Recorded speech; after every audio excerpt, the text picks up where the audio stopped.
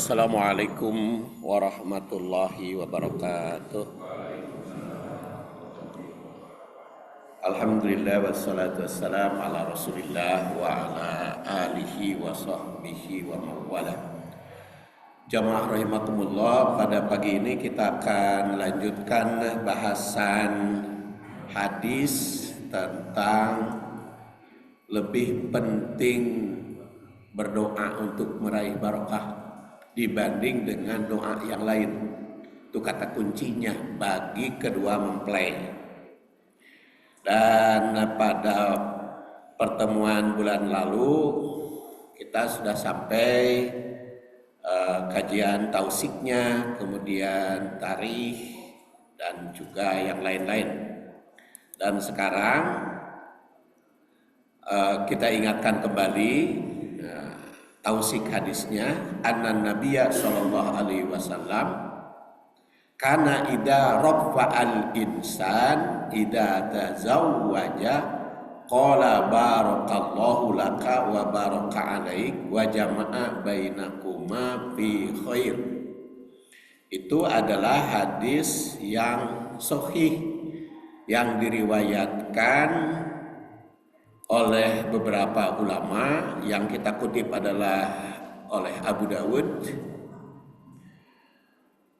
Kalau Rasul mendoakan kedua mempelai, jadi bukan doa yang lain. Nah, yang timbul pertanyaan, bagaimana yang di masyarakat? Kan ada samawa, ada semoga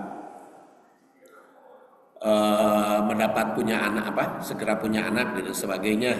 Nah, kita lihat sambungan yang lalunya, yaitu tanasub atau keterkaitan hadis ini dengan hadis lain.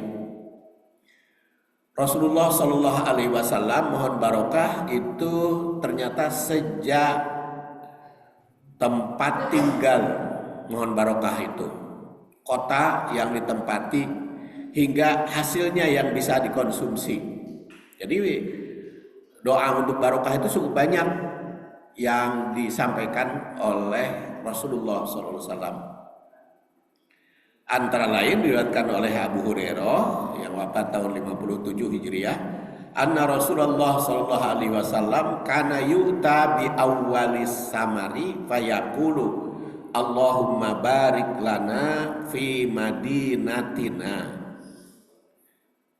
Kata Abu Hurairah, Rasul sallallahu alaihi wasallam apabila diberi buah-buahan pertama kali ketika panen, maka beliau berdoa, Allahumma barik lana fi madinatina wa fi samarina.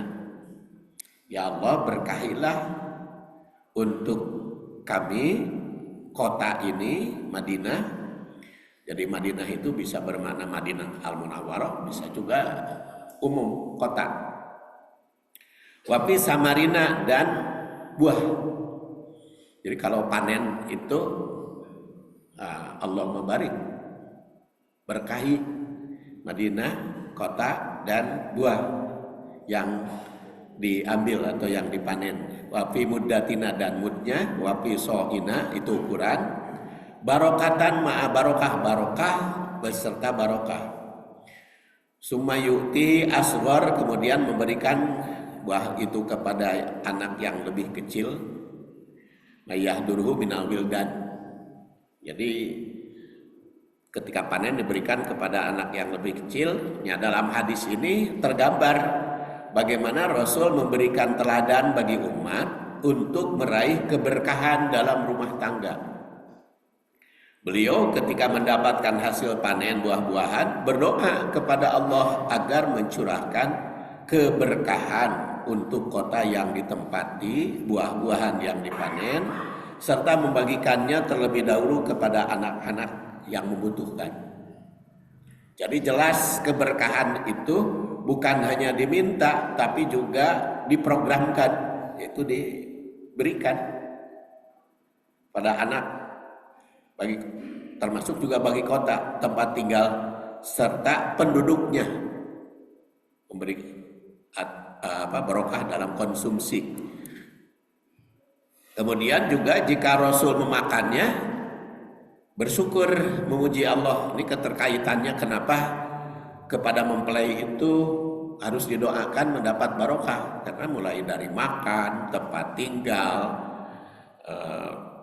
kemudian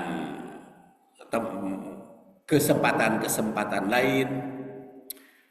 Dari Abu Umamah yang wafat 86 Hijriah, anna Rasulullah sallallahu alaihi wasallam kana idza rafa'a ma'idatahu qala alhamdulillahi katsiran thayyiban mubarakan fih ghairu makfiin wala muwadda wala mustaghna anhu rabbana. Jadi jika mengangkat lambung setelah makan, beliau juga membaca Allahumma alhamdulillahi katsira thayyiban mubarakan fih. Kemudian juga anna Nabiya sallallahu alaihi wasallam ra'a ala Abdurrahman bin Auf. Rasul pernah melihat Abdurrahman bin Auf asaro safrah, ada bekas kuning-kuningan di leher mun aya nama. Qala ma ada apa nih Abdurrahman? Kok di lehermu ada kuning? Qala inni tajawwajtu imro'ah. Aku baru saja menikah, jadi mun geus menikah aya kuning. Namun jika nama istrina rada banget gitu, sehingga ada tandanya di kuning, ada naon tadi di leher ada kuning. Maka dia menjawab, tazawwajtu imro'ah ala wajni nawat min dahab. Aku menikah seorang wanita dengan mas kawin beberapa ukuran atau beberapa timbangan dari emas. Maka Rasul berdoa, barakallahu laka aulim walau bisyatin. Barakallah, semoga Allah memberikan barokah kepadamu. Aulim, berwalimahlah walau bisyatin, walaupun hanya menyembelih seekor kambing. Ini ada gambaran di dalam hadis ini, memberikan gambarannya bahwa Rasul ketika mengetahui ada yang baru nikah seperti Abdurrahman bin Auf langsung mendoakan barokah dan langsung memerintah walimah walau bisyatin, walaupun hanya menyembelih dengan seekor kambing. Itu ada gambaran. Pertama doa barokah, kedua walimah, ketiga walimah itu dengan menyembelih seekor kambing. Apa artinya menyembelih seekor kambing? Walimah itu konsumsi. Jadi makanya yang harus diutamakan walimah itu adalah konsumsinya. Maka yang bagus itu konsumsi, bukan tempatnya, bukan gedungnya. Walaupun di hotel gedung sigrong tapi hari makanan diatur, geuning kadang-kadang kan di hotel tungguan heula, libur dulu gitu, makanan teh makanya di skor heula gitu. Itu tidak memuaskan bagi konsumen, bagi yang hadir. Jadi kalau Bapak dan Ibu walimah, urusannya makan yang harus diutamakan. Ini bukan tempatnya, bukan keseniannya. Komo eta kesenianna lamun sampai 1 jam, undangan jam 11, datang pengantenna jam 12, keseniannya jam 1. Ya itu mengganggu juga ya, sholat dan sebagainya. Jadi walau bisyatin. Jadi kalau walimah itu urusan makan. Jadi walimah adalah tasyakur nikmat dengan memberikan makan kepada umat. Bahkan dalam hadis ini tandaskan walau hanya menyembelih seekor kambing. Jadi keberkahan itu merupakan hal yang diutamakan. Barakallah. Kemudian kita lihat tarikhnya, tarikh hadis. Nasiruddin Albani, tarikh adalah sejarah, tentu latar belakang hadis ini. Nasiruddin Albani yang wafat 1999 Masehi, mengutip berbagai riwayat tentang kebiasaan jahiliyah dalam mengucapkan selamat pada pernikahan. Antara lain birrob'i wal banin. Birrob'i wal banin. Birrob'i wal banin itu apa? Semoga pasanganmu cocok, muncul kurang sudah malah semoga repok. Dan segera berketurunan. Tah doa nu kitu teh semoga cepat keturunan itu doa zaman baheula orang jahiliyah. Jadi entong diturutan orang jahiliyah mah. Jadi begitu pengantinnya semoga repok apa? Semoga cocok pasangannya, semoga segera berketurunan, itu doa orang jahiliyah itu. Bukan doa Rasul.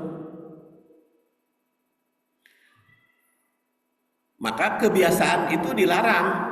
Larangan tersebut ditegaskan pada peristiwa Aqil bin Abi Thalib. Nah, Aqil bin Abi Thalib berarti saudara sepupu Rasul yang wafat tahun 80 Hijriah. Itu saudara kandung Ali bin Abi Thalib.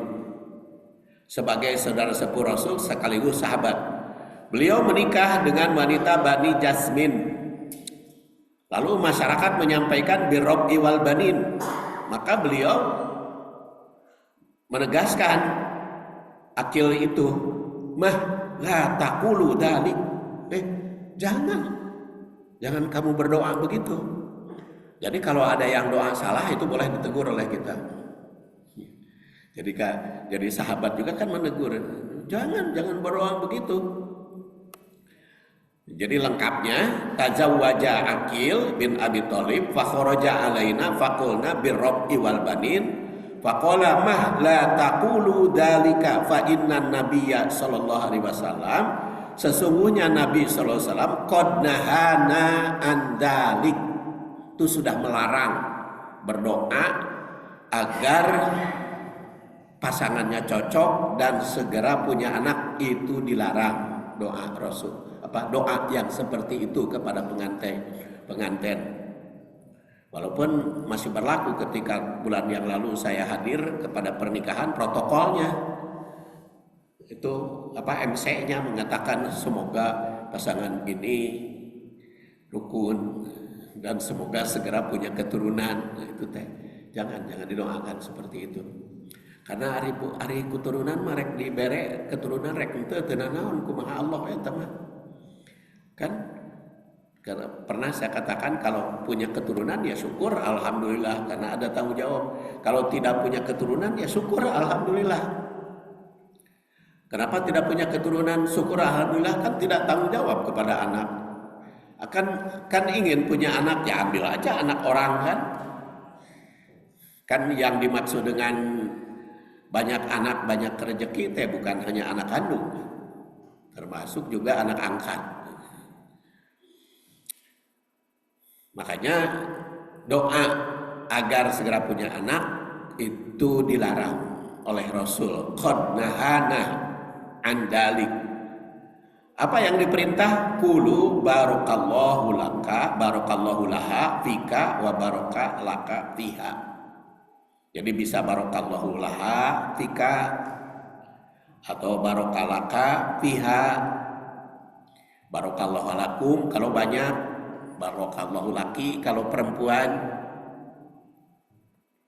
Itu tarikh. Jadi hadis ini dianggap sahih oleh Nasiruddin Albani dalam Sahih dan Dhaif. Dengan demikian secara historis mendoakan barokah kepada mempelai itu merupakan koreksi pada doa-doa lain yang berlaku di zaman jahiliyah. Dalam redaksi lain bahkan ditandaskan Al-Hasan, la taqulu dakum qalu fama naqul ya Aba Yazid qala qulu barakallahu lakum wa baraka alaikum inna kadzalika kunna nu'mar. Jangan mendoakan yang lain-lain kalau kepada kedua mempelai, Tapi doakanlah barakallahu lakum wa baraka alaikum atau barakallahu laka wa baraka alaikum. Jadi jelas secara historis hadis ini merupakan koreksi terhadap berbagai ucapan masyarakat terhadap kedua mempelai. Oleh karena itu, yang berlaku sejak masa Rasul, sahabatnya hingga akhir zaman adalah mendoakan pengantin, bukan menyampaikan ucapan lain. Sahabat mencontoh Rasul dalam kehidupan, termasuk tentang apa yang didoakan olehnya. Ya maklum, kan sekarang mah banyak media begitu ya, banyak media jadi sering tersebar. Apa kalau banyak tersebar di bulan Rabiul Awal? Kan Senin tanggal 12 Rabiul Awal. Antara lain banyak yang tersebar di grup WA adalah cerita Usama kepada Rasul. Sering itu membaca. Katanya kan khutbah Rasul mengatakan hal balagta apakah sudah sampaikan, lalu ada Usama ingin mengkisos katanya kan Rasulullah itu sudah mau wafat dalam keadaan lemes, terkena penyakit, repot, sehingga dia menyampaikan dalam keadaan lemes itu ada seorang sahabat ada yang penasaran harus kisos karena dulu Rasul pernah memukul saya, sehingga dia minta mukul, sehingga akhirnya Usamah itu katanya mencium Rasul. Itu kan diceritakan di grup kemarin juga. Itu adalah cerita maudhu. Jadi jangan dipercaya itu. Usamah nama benar sahabat, tetapi Usamah nuntut kisos kepada Rasul itu kata Ibnu Hajar Al Asqalani hadis maudhu, itu hadis palsu. Jadi kenapa saya sampaikan di sini karena memang kemarin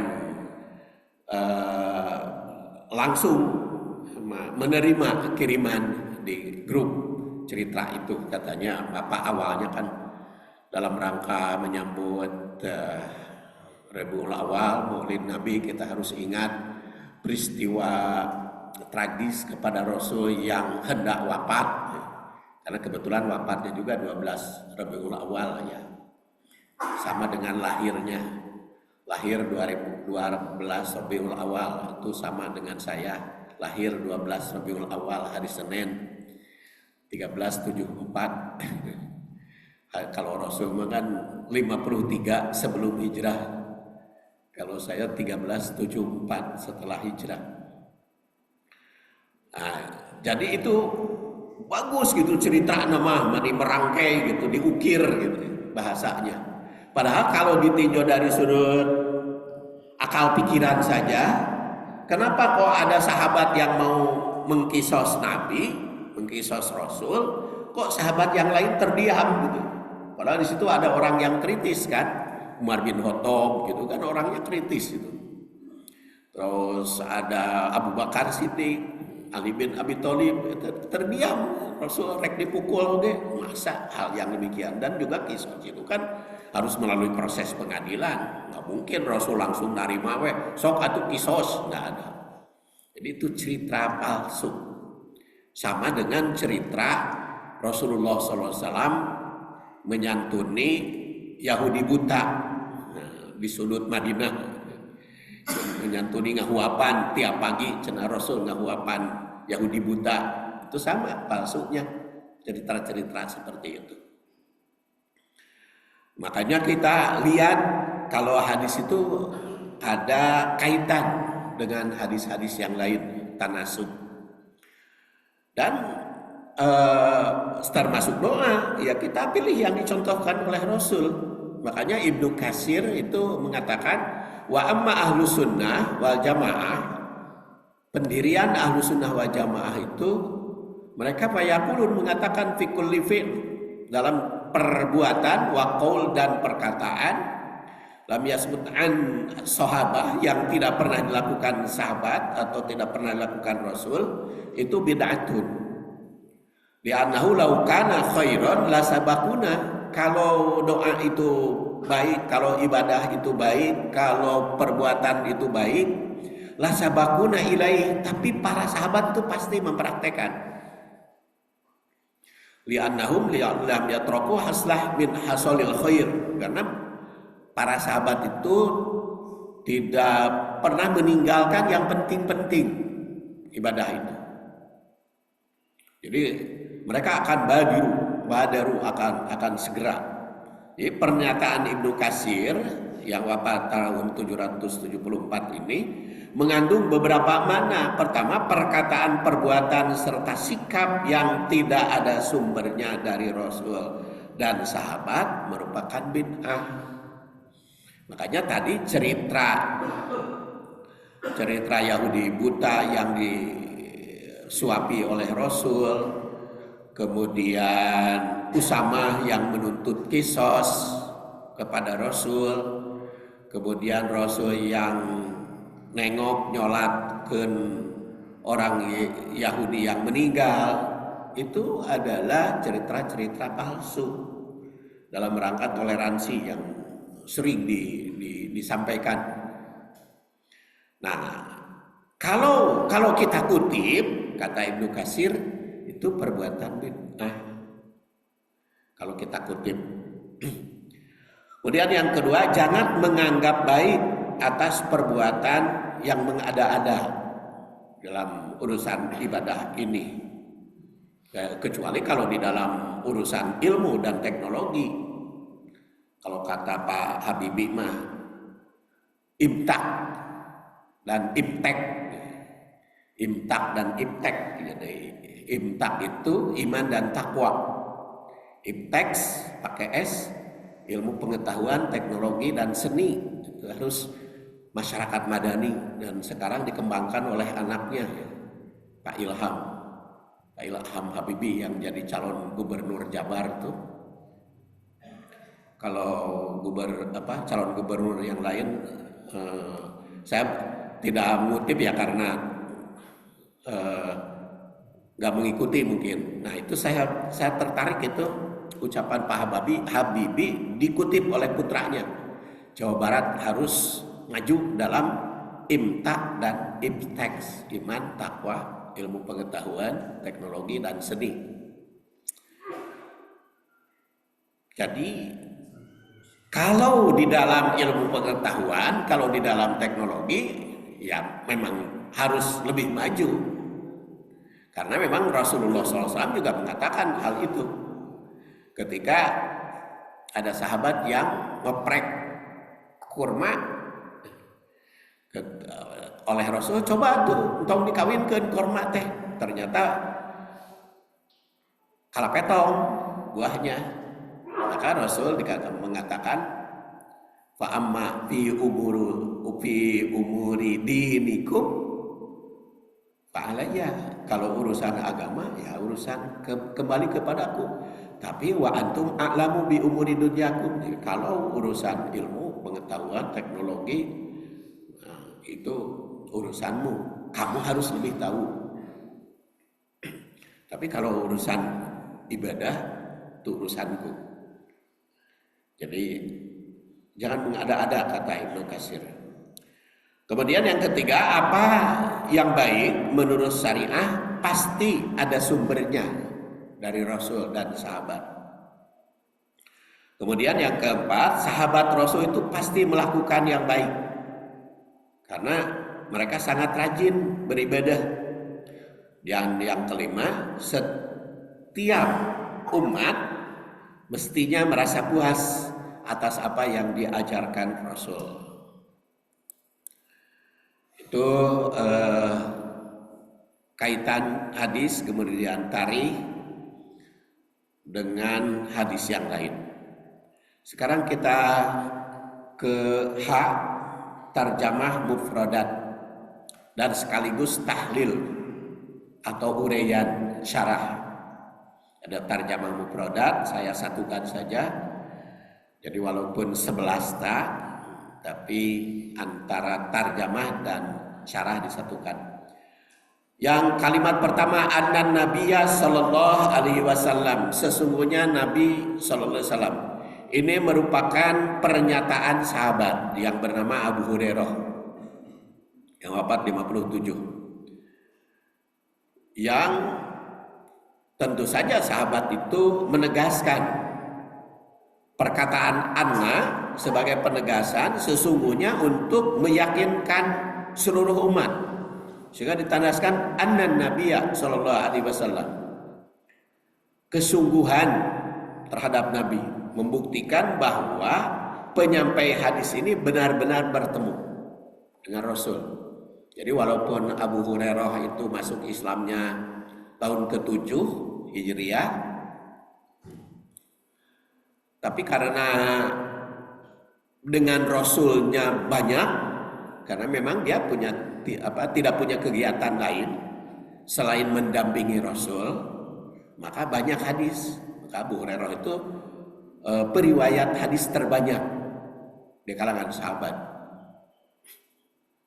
Jadi walaupun hanya 4 tahun bersama Rasul, tetapi karena terus menerus berdekatan dengan Rasul, mendampingi Rasul, maka dia lebih banyak meriwayatkan hadis. Di samping juga beliau meriwayatkan hadis dari sahabat-sahabat yang lain. Kemudian kana adalah menunjukkan keadaan Nabi yang menjadi teladan setiap umat. Apa yang dibicarakan Abu Hurairah itu bisa saja berulang. Karena nyambung kepada fi'il mudhari, karena itu fi'il madhi disambung kepada fi'il mudhari. Jadi itu bisa sering, bisa selalu, bisa kadang-kadang. Boleh jadi Rasul melakukannya itu secara berulang dan diketahui umat. Kalimat ini merupakan dorongan kepada umat agar setia meneladani Rasul. Walaupun ada hadis yang tidak sampai kepada sahabat yang lain. Ya, salah satunya tadi contohnya ketika Aqil bin Abi Thalib menikah, kan masih ada sahabat yang mendoakan doa jahiliyah sehingga ditegur kan oleh Aqil. Itu karena kadang-kadang hadis itu tidak sampai kepada sahabat tertentu, maka dikoreksi oleh sahabat yang lain. Jadi para sahabat itu saling mengoreksi. Kalau ada yang tidak sampai, ya karena mungkin ya media masanya kan pada saat itu belum tersebar belum seperti sekarang. Jadi Rasul bersabda di sini, nyampe ke sahabat ini, sahabat itu pasti menyampaikan kepada sahabat-sahabat yang lain. Maka akhirnya ya kepada kita bisa sampai semua hadis itu. Kalimat ini merupakan dorongan kepada umat agar setia meneladani Rasul dan meyakinkan bahwa yang dipraktekannya itu pasti baik. Demikian pula dalam urusan doa, pasti yang dipraktekkan Rasul itu merupakan doa yang terbaik. Idza rafa'a, kalimat ketiga, apabila merafa, apabila mengucapkan selamat, rafa. Hari di Sunama ada rahpalan, itu rafa. Perkataan kana disambung dengan idza apabila itu mengisyaratkan sering atau selalu.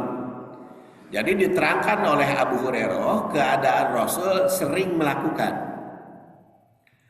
Sedangkan rafa'a mempunyai makna hanna, menyampaikan tahniah atau menyampaikan selamat kepada yang bahagia. Itu tahniah. Jadi ucapan setiap muslim itu ada tahniah, ada takziah. Kalau takziah itu ucapan kepada yang bersedih. Kalau tahniah kepada yang bergembira. Ibnu Hajar al-Asqalani yang wafat 852 Hijriah menerangkan bahwa zaman jahiliyah banyak orang menyampaikan selamat untuk mempelai yang baru nikah. Ya, diantaranya tadi birrob iwal banin, semoga selamat dan segera punya keturunan. Maka kalimat ini sebagai koreksi. Di antara yang dikoreksi adalah ketika menyampaikan selamat pada akil yang menikah dengan mengucapkan la taqulu hakada. Jangan engkau doakan seperti itu. Kemudian rafa'al insan kepada seseorang. Perkataan rafa'a yang berarti menyampaikan selamat disampaikan kepada manusia. Jadi bukan ucapan ropa atau selamat, tapi pengganti ucapan birro'i itu dengan berdoa, bukan dengan yang lain.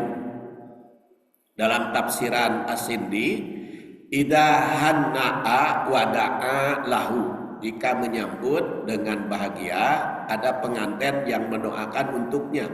Seperti dikemukakan di atas bahwa kalimat ini merupakan koreksi kebiasaan jahiliyah yang hanya menyampaikan selamat bahagia, selamat menempuh hidup baru mengurangi mengenai.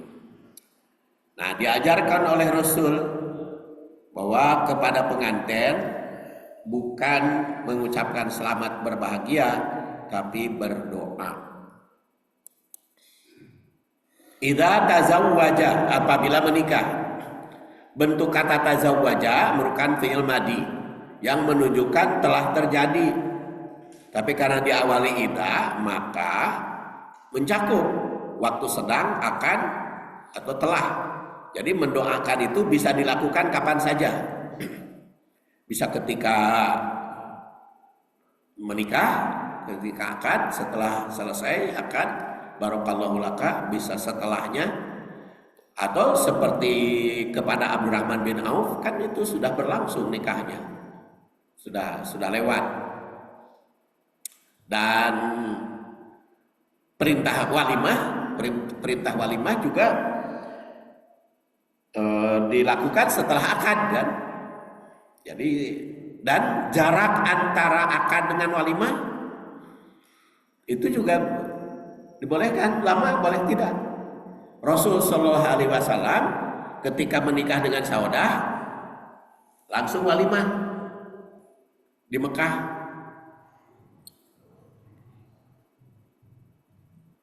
Tapi ketika nikah dengan Aisyah, akadnya di Mekah, baru walimah 3 tahun setelah akad. Jadi bapak juga kalau mau walimah boleh. Baheula keur budak apa keur ngora nikah. Encan walimah, sekarang aja walimah atau walimah setiap tahun mangga. Jadi itu boleh. Jadi engkeman entong ulang tahun pernikahan, Pak.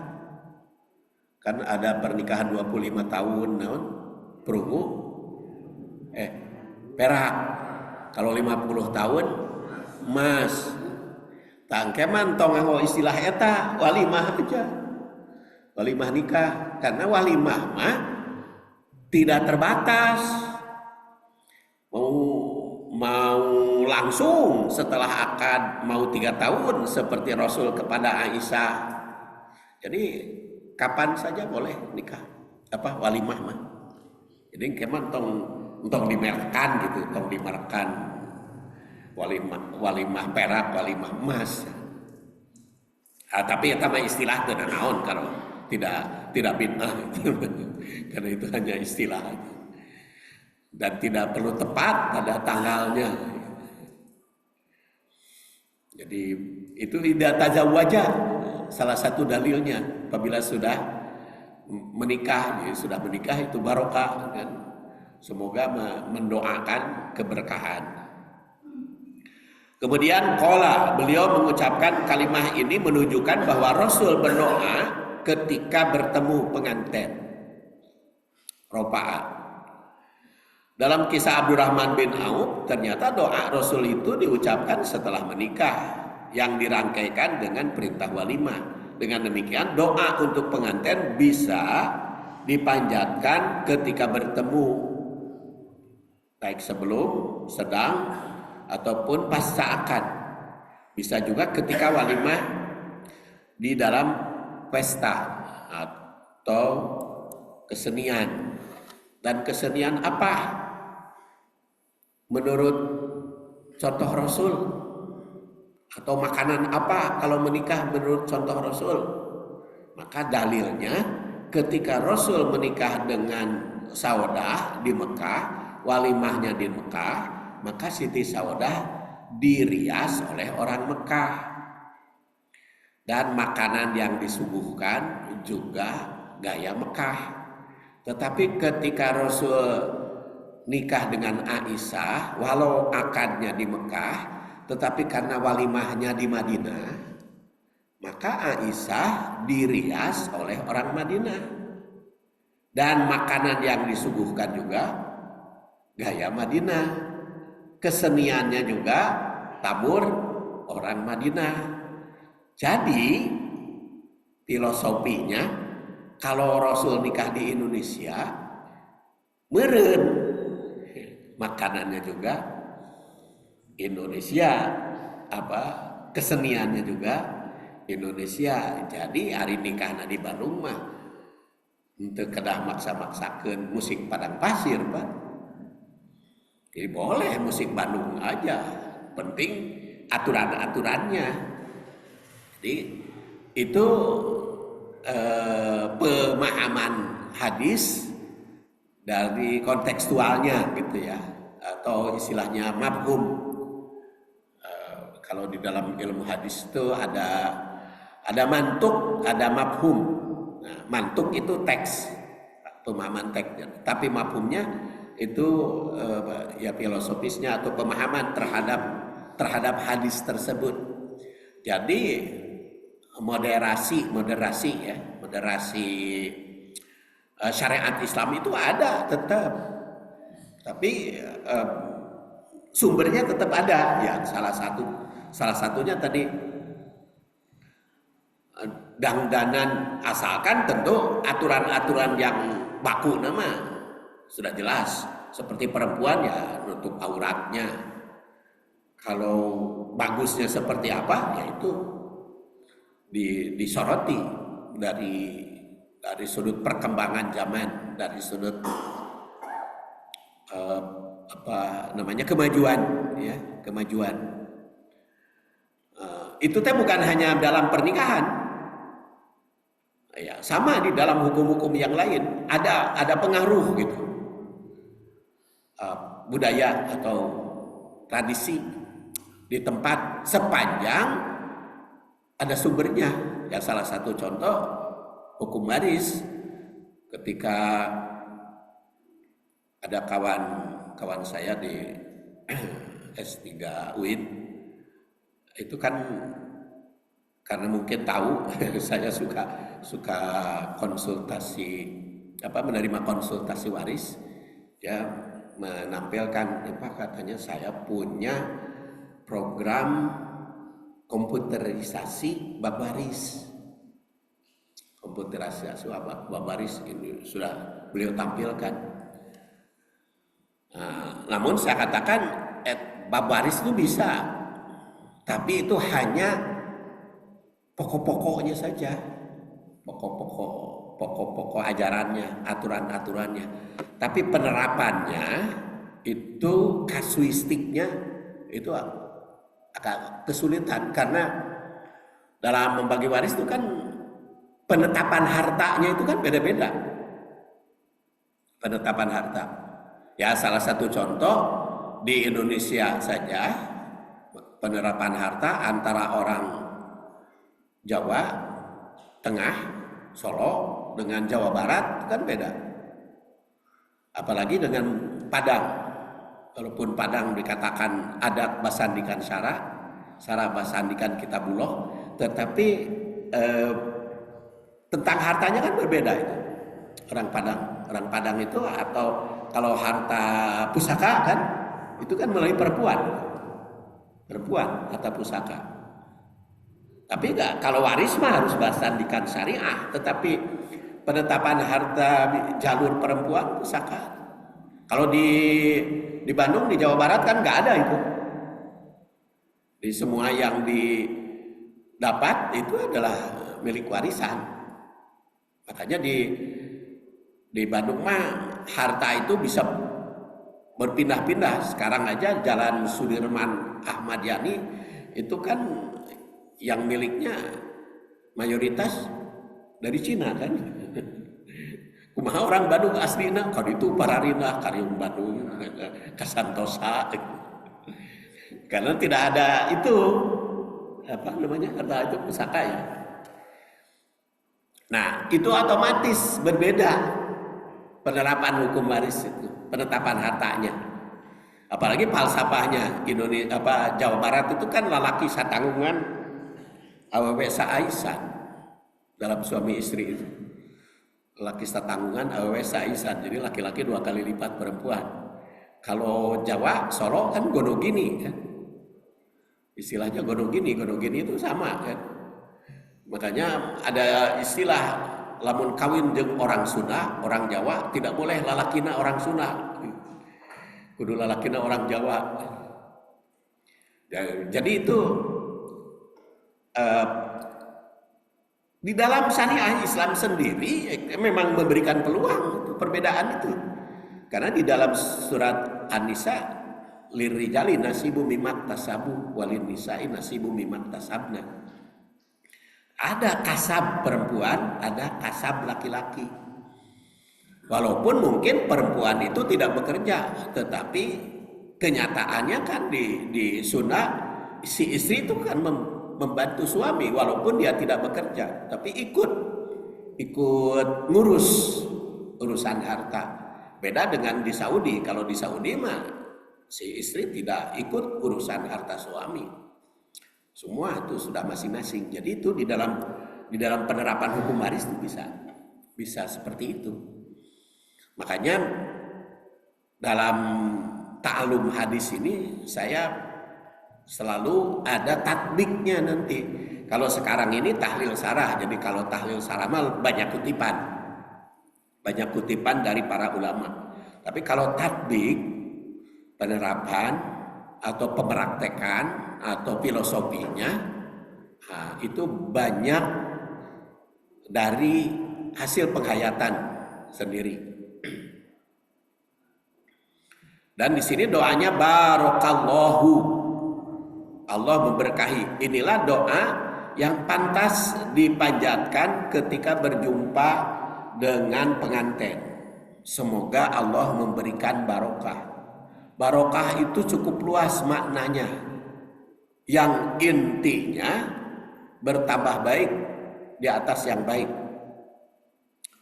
Al-Mubarakpuri dalam Tuhfatul Ahwadi mengutip beberapa pendapat tentang pengertian barokah. Yang pertama, makna asli itu barokah adalah az-ziyadah, tambahan, berkembang atau bertambah dalam segala hal. Kedua, barokah dalam keagamaan berarti meningkatkan kesetiaan dalam ibadah. Ketiga, barokah dalam ekonomi berarti mengandung arti maju dan berkembang perekonomian. Walaupun modalnya tidak besar, tapi dapat keuntungan. Kalau dulu kan katanya kalau ekonomi bagus itu sedikit modal tapi gede bati. Tapi kan sekarang mah bisa tidak punya modal kan ekonomi teh. Jadi bisa jadi seller, jadi agen tanpa modal bisa dapat barokah. Kemudian barokah dalam rezeki itu manfaatnya bertambah walaupun kuantitasnya tidak besar.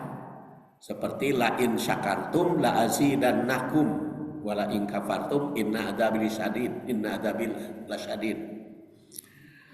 Apabila kamu bersyukur, aku akan tambah. Tambahnya apa? Bukan berarti nambah kuantitas kan. Seperti kita punya harta 100 juta di Jakarta, 2,5%, 2,5 juta, otomatis jadi berkurang kan kuantitas nama. Jadi 97,5. Tetapi manfaat kualitasnya bertambah. Manfaat. Jadi lebih banyak barokah mah seperti itu. Jadi bukan nambahnya. 5, dalam bidang kesehatan. Semakin lama semakin sehat, jasmani maupun rohani. Semakin tua semakin sehat, semakin seger. Itu barokah di dalam kesehatan. Keenam, usia semakin panjang semakin manfaat, baik bagi diri sendiri, keluarga maupun masyarakat. Itu usia barokah. Usia barokah saya kemarin saya sampaikan dalam khutbah di Husnul Khotimah, dikirim ke Pak Dadan kemarin itu videonya. Itu 40 bagaimana usia 40, bagaimana usia 50, usia 60, usia 70, usia 80, usia 80 sampai menjadi syafaat usia 90. Itu Rasulullah SAW menyampaikan hadisnya, diriwayatkan oleh Ahmad. Itu adalah umur yang barokah. Jadi sejak usia 40 ya, barokah itu manfaatnya apa, kemudian 50 bagaimana, 60 bagaimana, ada hadisnya. Nanti kita bahas hadis tersebut kalau sudah tamat hadis-hadis yang lain. Di usia, kemudian barokah juga ilmu terus bertambah dan bermanfaat bagi masyarakat, serta mendatangkan rezeki yang bermanfaat dengan ilmu. Ilmu kan semakin banyak semakin bertambah, karena dalam ilmu bahkan tidak ada putusnya. Banyak ulama yang usianya pendek tapi barokah. Jadi kalau bertambah usia ya barokah, tapi ada juga yang umurnya pendek tapi barokah. Contohnya ialah Syafi'i. Imam Syafi'i itu kan lahir 150, wafat 204, berarti kan usianya cuma 54 tahun. Tapi barokahnya bukan main kan. Ada Al-Um, ada Ar-Risalah, bahkan sampai madhab Syafi'i, sampai di Indonesia yang berpendapat madhab Syafi'i itu mayoritas katanya. Itu usianya cuma 54 tahun. Itu usia barokah. Al-Ghazali itu kan hebat. Ihya Ulumuddin tuh tebal sekali. Padahal dia usianya pun cuma 55 tahun. Lahir 450, wafat 505. Cuma 55 tahun. Usia yang hanya setengah abad tapi karyanya cukup banyak. Gagasannya semakin cemerlang hingga saat ini. Tapi ada juga yang panjang usia barokah, ya seperti Anas bin Malik. Itu lahir 10 sebelum hijrah, wafat 93 hijriah, berarti 103 tahun. Anas bin Malik usianya. Atau Baroni itu 260, lahir wafat 360, jadi 100 tahun ya. Atau Baroni. Itu juga lebih banyak karyanya. Namun Rasulullah SAW memuji orang yang panjang usia dan akhlaknya semakin baik. Itu dipuji oleh Rasul. Diriwayatkan dari Abu Hurairah, ala unabbiukum bi khiyarikum, perlukah aku jelaskan ke kedua kalian sebaik-baik kamu? Qalu bala, sahabat menjawab, ya Rasulullah. Qala, maka Rasul bersabda, khiyarukum atwalukum a'maron wa ahsanukum akhlaqon. Khiyarukum, umat yang terbaik diantaramu adalah atwalukum a'maron, panjang usia, wa ahsanukum akhlaqon, dan akhlaknya baik. Ini hadis riwayat Ahmad. tentu saja masih banyak makna yang barokah itu. Jadi belum tamat, baru barokallahu laka ini ya. Jadi bahasannya. Jadi barokah itu juga disampaikan setiap kita bertemu. Assalamualaikum warahmatullahi wabarakatuh. Kemudian ketika tasyahud, at-tahiyatul mubarokat. Kemudian juga